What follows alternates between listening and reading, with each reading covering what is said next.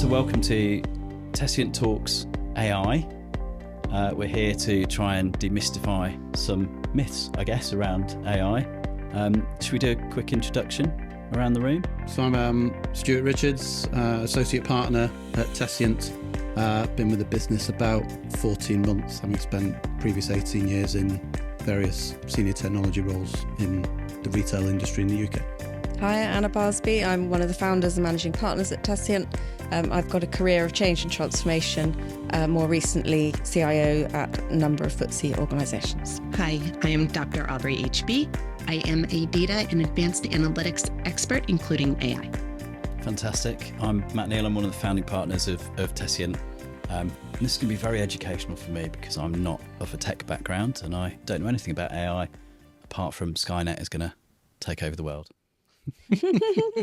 What do we mean when we say AI? Because it seems to be a lot of things to a lot of people. Well, I think that AI has really been an advancement of machine learning that has been going on for a long period of time. And machine learning really falls into three basic classifications. You've got supervised, where humans basically help train a computer. You also have unsupervised, which is basically a computer deciding and understanding key features about the data that is inserted and coming up with its own patterns. And then you have reinforcement learning, which is basically giving a computer a set of different rules that defines a problem space. And the computer then goes through all of the combinations and comes out with the most likely outputs.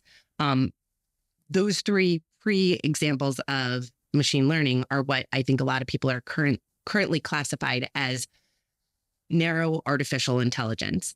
And now we're moving into generalized artificial intelligence, which is where we get into the large language models. We get into generative AI, which is basically taking advantage of all of the ways that we've trained computers in the past to understand language models, how words associate to each other, even images, pictures. So we've trained computers to know what a bear looks like, to know where the bear's head is, and to know what a bowler hat looks like. So now that computer can actually come up with an image that has a bear with bowler hat on its head. I mean, there's been an explosion in discussions about AI in the way that there's been explosions around discussions of various other digital technologies in the past. Is this an evolution or a revolution? It's very easy to think it's a total revolution and everything we've done prior with technology is going down the bin. Because it is ubiquitous. It's everywhere. It's in the news every day. You might have read today about Apple Intelligence that Apple have released yesterday, and Elon Musk has put his response to how that's going to work. So it's all based around ChatGPT. It's everywhere. But really, digital transformation has been around now for 20, 25 years. It's another string to that bow. It is going to dominate, do lots of things that we've not seen before, but really it's a string to a bow, something we're already doing. I think my counsel for businesses has got to be continue to focus on the problems and your value creation opportunities within your organisation. And yes, as you would have done previously with digital transformation, how can that help you? How can AI and automation help you? Don't panic your way into an AI strategy or a structure to deal with AI, on day one. You've got to still focus on your problems and the value you're trying to build. A lot of execs are trying to work out what this thing is, what they need to learn, how they go forward. And I think it is better, to Stuart's point, we absolutely should be concentrating on what problems are we trying to solve as businesses, and how can we create that value rather than going straight to the tech. There are all sorts of lessons we've learned in the past, blockchain, etc., where we dashed off trying to find a solution for a bit of tech that was out there. Where we've been much more successful in business is where we've really understood what problems are we trying to solve, how do we want to grow, and then what tech's available to support us in that. However, that said, with AI, I think it's incredibly important that we keep trialing, we keep getting use cases together and learning from other businesses, other sectors as well. And what we can do smarter, better, cheaper.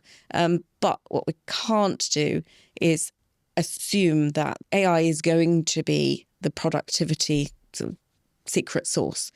It will absolutely help you create value, but it's not just about productivity. There's so much more it can give us, but we have to learn, we have to go slowly, but we have to get some of the basics in order. And I think two of the biggest basics for me is get your exec to learn what the art of the possible is, but really focus on what are we trying to solve, and therefore what could AI help solve. But in order to even get there, we have to get some basics in place. And I think we've been talking as an industry for a long time about getting data ready, getting data structured, getting data cleansed. And every single transformation program I've ever done, the biggest barrier has been quality of data. So we're still battling this, but we can't take advantage of AI until we've cleaned our house out and got our data in the right place. So I think it's a big part on processes that I think the others will talk about in a minute. But the biggest thing for me is educating us as execs and then really concentrating on our data, but not having to do everything. You know, there are absolutely ways where you can sort data out in a very smart way. It doesn't have to be a multi-year massive program. And is AI useful in sorting data out? Does that work? People are using AI rule-based mechanisms to identify when somebody's very likely to be one version of their record, the same individual as another version of their record. So there are machine learning techniques that actually allow you to reconcile your data. AWS actually, sorry, not to plug for AWS, but they've actually built machine learning models into some of their data quality, data ingestion frameworks to identify where personally identifiable information is actually in free text form, so that you can actually obfuscate, tokenize, redact it as you store it into your local data store. So there are a lot of things that are out there that allow you to use those technologies to help you with your data transformation. So you're using those technologies to help enable use of those technologies better. Agreed. Yeah.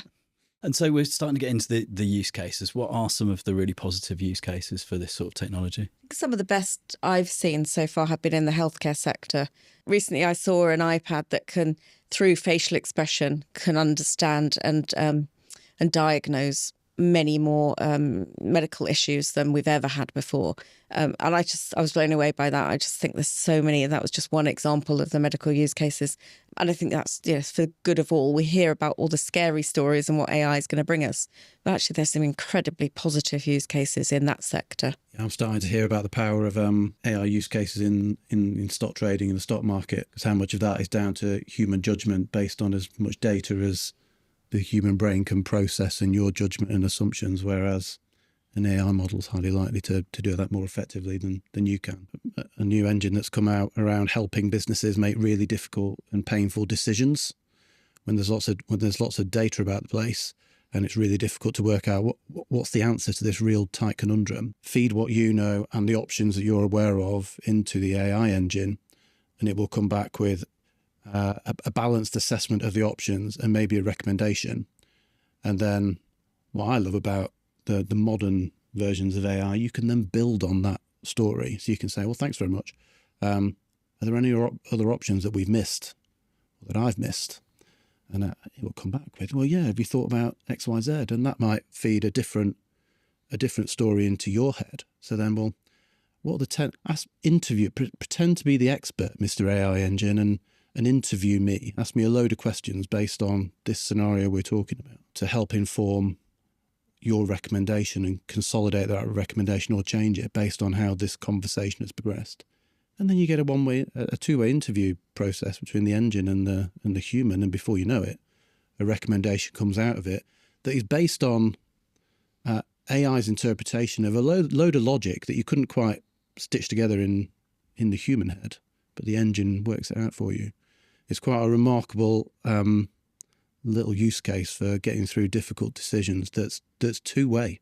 It's continuing to learn as that conversation progresses. That's pretty scary. I think it's interesting to map the human interaction with AI and the learning journey that we're all going on. I remember when we were putting machine learning into Morrison's, into the supply chain, and the team were very, very wary and very scared of, and actually it took a lot of change management to get the team to change their way of working and going on that journey. But actually, after that, the human interaction was about learning from the machine learning and understanding their new role in working alongside that intelligence, and to to fantastic results. So there's a definite human journey in how we learn how to get the best out of AI, but also what's our role going forwards in that new world. Sure. Well, as people start to deploy different kinds of AI solutions, you should always have the human in the loop in order to help train, in order to help validate, in order to make sure that it is actually providing you the answers that you're asking it to. And it's a very important part of, I think, all AI strategies is to ensure that you have the cultural aspect of bringing people on the journey and having those people who are part of the team be part of the solution in building the AI model in conjunction with your data scientist. And I think that brings us on to the process end of what can AI do for us. And as Aubrey will always be coaching us, it don't just AI your processes, because you'll just get quicker rubbish processes. She'll say it in a lot more scientifically than me, but the idea is, sort out your processes, do the change management part on your processes, then bring in the tech. And that story is no different to what we've been talking about for years and years and years in tech. Actually understand your process, really understand the goal and the outcome you're after, and then bring the tech in, regardless of what tech it is. Couldn't agree more. And that's why I think it is, as you said earlier, sort of one of the additional strings of the bow of all things digital transformation, because that is what, in essence, a digital transformation is. It's understanding, reinventing processes, looking at your business architecture, trying to optimize for those clunky processes to make sure that you've got streamlined operations across the board. And AI can help, but you do have to take that, I think, fresh perspective when looking at how it's always been done as you want to migrate it to what it could be done as. There's a danger, isn't it, that organizations have hearing more and more about AI and some of the use cases that are now becoming very practical and tangible and understandable, and we're all using it on our phones now. It's all over the place. I think there's danger businesses think there's a magic AI red button here that means they can automate their business, take loads of headcount out, save loads of money. That's just not the way it works. That basic housekeeping, for example, around needing quality data, needing to eliminate redundant processes and simplify what's left. You've got to do all of that to get any benefit out of this. So we're definitely coming down on the side of evolution, not revolution then. So all the stories we read about, half jobs are going to disappear and we can automate whole businesses, that's not going to happen, presumably? Or I was at a conference a couple of months ago. I don't think anyone's got the answer to that question, by the way. And anyone who sits here and says they have, they haven't. We're here to try and give the honest depiction. But what was interesting, I heard at a conference a couple of months ago from one of the larger household name organizations in the technology field talking about, yes, loads of businesses have taken headcount out and replaced with some degree of automation or robotics or AI or whatever it might be. But the majority haven't, and they won't for ages yet. The prediction is in the short to medium term, at least, this would take out 5% of roles as they exist today. It will mean 5% new roles coming into organizations, the fabled AI prompt engineer and all these other roles that have started to pop up. And the remaining 90%, the real value comes from taking away the meniality of some of the tasks and the manual stuff that you want something else to do, so that those people can be doing more value add things for the business. That's where the majority of the value is seen to come from, rather than it being taking out 90% heads and putting this automated thing in instead. Putting the automated thing in on its own without a human interaction is not without risk, right? There's been use cases where people have done that and that's caused significant problems for the business. Are there any of those that we can talk to? I think you've got to be very, very careful about what you're asking AI to do. If it's about presenting data more easily and make data more accessible, there are all sorts of pitfalls there, and you really have to get your legal department involved, and your risk appetite has got to be there. But you've got to go in with your eyes wide open, and you really have to understand what possible questions could that bring up, or answers could that bring up to questions that anyone might ask. Things that companies don't want knowing, and they shouldn't need to know. So how much does X company spend on Microsoft every year? those sorts, that's one of the tame examples, but all of that sort of data could be accessible by people you don't want accessing that data. Certainly, not any of the competition. So and that's a very mild example, but there'll be all sorts of internal company data that could be accessed if you're not really careful about how you use that sort of Gen AI aspect. I think the other bit for me is, we're talking about people and roles going. I think we've got to really think through the roles that are being created. The tech roles, absolutely, I get that. But lots of organisations are just sort of knee-jerk going out for an AI officer or chief officer on their exec. We had the same with digital directors, digital officers. And I don't think we've really learnt the lesson from that. I think what I've always said around that period was everyone on the exec needs to be a digital director. Everyone needs to embrace what the technology can do and how they can answer questions, deliver goals in a different way back in digital days. It's the same with AI. Everyone needs to embrace it. And I think bypassing the CIO to bring in yet another role alongside your digital director, now an AI officer, really got to understand what those three roles are, because there's a lot of treading on toes already between digital directors and CIOs, but really understand the operating model before you knee-jerk and get that role in, because I think that you're just going to create problems going forwards. And one of the dangers is that you're not engaging your CIO, and the CIO is going to take a back seat. CIO should be absolutely front and centre of this evolution and helping the business drive forwards. I think for me, there's more of a test and learn approach that's needed probably with the organisation as is, maybe bring in some subject matter experts, but before you're going into employing any big roles or new structures and new parts of your organisation, a bit of a test and learn approach, and check that the value is there and there is sufficient reason to break that out from your CIO organisation or however you might be structured. So avoid the digital AI stampede then, and make more conscious decisions around what you're trying to achieve before you start getting involved in it. That's the advice.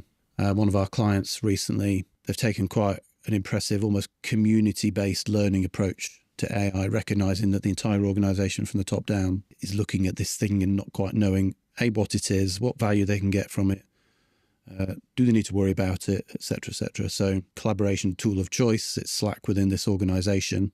They've created an AI community where anybody can join, anybody can post stories, use cases, things that they're experimenting with within their part of the organisation, and coming back and saying, well, that needs to be bringing back some great results. This hasn't worked. Let's not do that again. And just through osmosis, anyone who's reading this stuff is starting to learn about the power of and potential of AI, and where the organisation may win with its use, and actually where they're clearly not going to win. They're just sharing it openly, and by osmosis from the top down, the organisation is learning more around what this thing is going to become. For me, I think more of that before you start reorganising your company.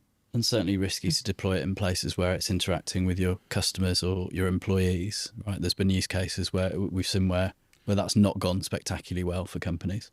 Yeah, we've seen one of the big search giants, who should remain nameless, a few months ago, but released a big AI thing to their search engine, and it started returning all sorts of comedy results that was turning up on Twitter and YouTube videos all over the place. So they soon took that down. But there's nothing wrong with that. So put it out there and you're learning, take it off and then refine and learn. So that, that's kind of okay, but you have got to tread carefully. So what's our advice for any business wanting to dip a toe in the AI pool, wanting to get started with AI? I think I'll come over to Aubrey in a moment to talk about methodology.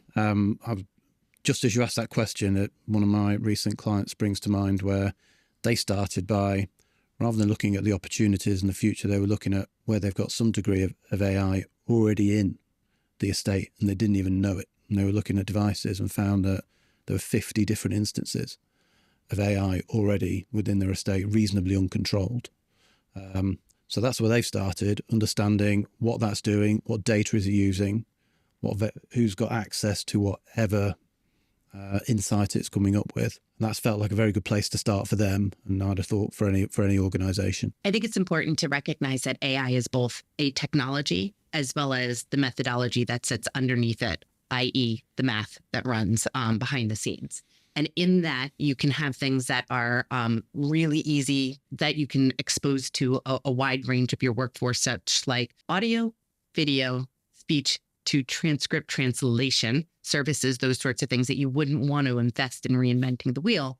But when it comes to things that are more customer facing, more about making decisions through AI, you should have a certain level of skepticism and make sure that the organization is prepared to understand, interrogate, and question the methodology behind the scenes as well, just to make sure that you're within your risk appetite. All the big suppliers that we're using, we've already talked about AWS, but IBM, Salesforce, Slack, they're all using AI already in their own technologies. So you will already have it.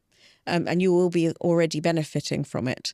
They're testing and learning as they go as well. So there isn't any one organization that can say they got the keys to this kingdom yet. But they are using it, and they're making things more efficient, more effective, allowing more data to be served up to the end client. So it's exciting. And I echo Stuart. I think we should be, as businesses, we should be asking the questions of our suppliers so that we can learn from them and really use them as a big area of learning for all organisations. I don't think companies should be shy in partnering. So you might have seen in the news, Sainsbury's a couple of weeks ago announced a big AI partnership with Microsoft.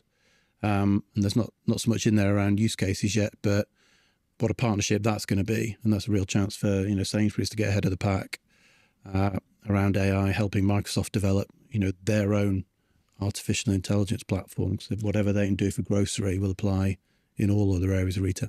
I think that's great, but I don't think businesses should limit themselves to one big partnership on this stuff, because I think all organisations have lots of different tech suppliers and they can learn a huge amount from lots. There is a danger of partnering with one and saying you're going out and partnering that actually you're not learning from everyone. So I think there's just a note of caution there for CIOs and the exec. That's fair enough. And hundreds of startups, right, doing some really innovative stuff with this stuff, as well as the big players, right? Are we seeing that sort of thing happening, an ecosystem developing there? I think that there are a lot of incumbents that are coming to the scenes. And this is actually where I think it's behoovant of CIOs, CEOs to be very thoughtful as to when it makes sense to partner and take advantage of a pre-existing AI model versus build in-house and make sure that that AI model represents your unique selling proposition and the unique way that you want to interface with your customers, because that's where AI can be really beneficial in a lot of value driving use cases around that personalization and that making customers feel you really understand their interests, their desires, the things that are most important to them at any point in time. And I think that's an important part of this whole story. Back to our evolution or revolution, I do think there are elements and going to be elements of revolution, and it has got echoes of the internet revolution, and some of us are old enough to remember that. But I think there are a lot of startups investing in a lot of great tech, and I think the big businesses will end up investing in those smaller businesses, because actually the bigger businesses aren't great at fast innovation. So I think there's hundreds of thousands of brilliant small fast track businesses that are almost becoming the innovation engines of the big organisations. And I think those big organisations will start picking them off and take advantage of that tech rather than, because they just seem to struggle, a lot of them, to do that innovation in-house themselves. And that does remind me of that internet revolution that we had. I think the situation lots of businesses are facing at the moment, this entire subject is completely overwhelming. All the big IT suppliers and the medium ones and the small ones and a load of new ones are approaching them around their AI offering and the value that it can add. And lots of them don't know where to start. How many clients or potential clients have we spoken to recently? That's the big question. Where do we start with AI? We've got all these suppliers all over us. We can only plough so many furrows here. So, we're doing a lot of work around IT strategy with various companies at the moment, helping them work this out. And I think that is something to be very cautious of. There are a lot of suppliers in the industry that are just changing their slideware to say AI instead of digital. And there's a lot of King's new clothes out there. So you do have to be careful, and you have to really understand what are they trying to solve for you. again, not just bringing tech for tech's sake. So regardless of what the slideware says, what's over the door, whether it's digital, whether it's AI, make sure it's useful to you, and that you're not just sort of buying AI for AI's sake. So we're adding exponential layers of risk here if we're saying that all this stuff is already in companies and they don't necessarily know about it. And we're saying there's lots of people who are perhaps offering advice which they're perhaps not as qualified as they should be to offer. It's a wonderful, wonderful opportunity, the like of which I don't think the industry's seen for many, many years. And you just got to tread carefully. And like we discussed earlier, not panic your way into an AI strategy. It's just another string to the bow. I think there's some massive opportunities with AI, and I think it's very exciting. One of the things I heard about at a Hot Topics meeting recently as an ex-government policy advisor, I believe, and she was saying that actually our infrastructure, our energy infrastructure in this country is nowhere near ready for all the plans and all the AI opportunities that are going to be taken over the next decade, which actually really worried me because it's something that hadn't even occurred to me, hadn't even thought about. But clearly people have to be thinking about this stuff and have to be working that out in the future. So that was new news to me, but makes absolute sense. But I'm hoping someone else is worrying about that. You'd hope so, wouldn't you? Really? And what about risks with how AI is being built and how data is being accessed with regard to things like bias? Well, that is a major concern that everybody should have the education around understanding to face into, because as I explained before, with even supervised learning, humans have not been infallible our entire existence. We came with our own natural biases.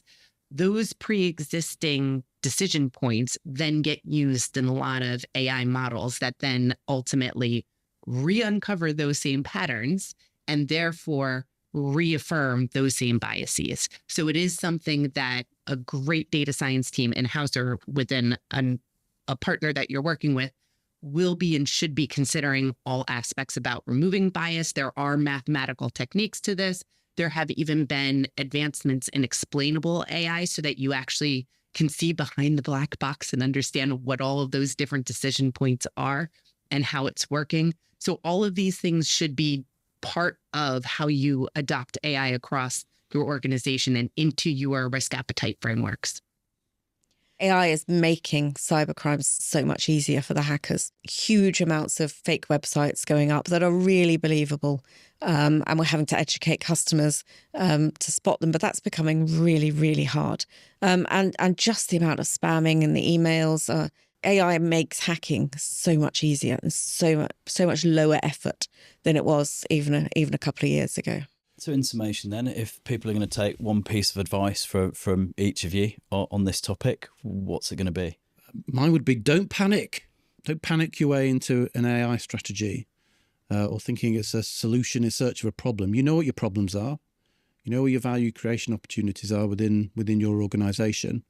To have a look at how these technologies can help you first and foremost, and dip your toe in the water. Test and learn. That's how organisations are winning. Education, via osmosis, get some use cases. The internet is full of information around use cases that businesses are winning with nowadays.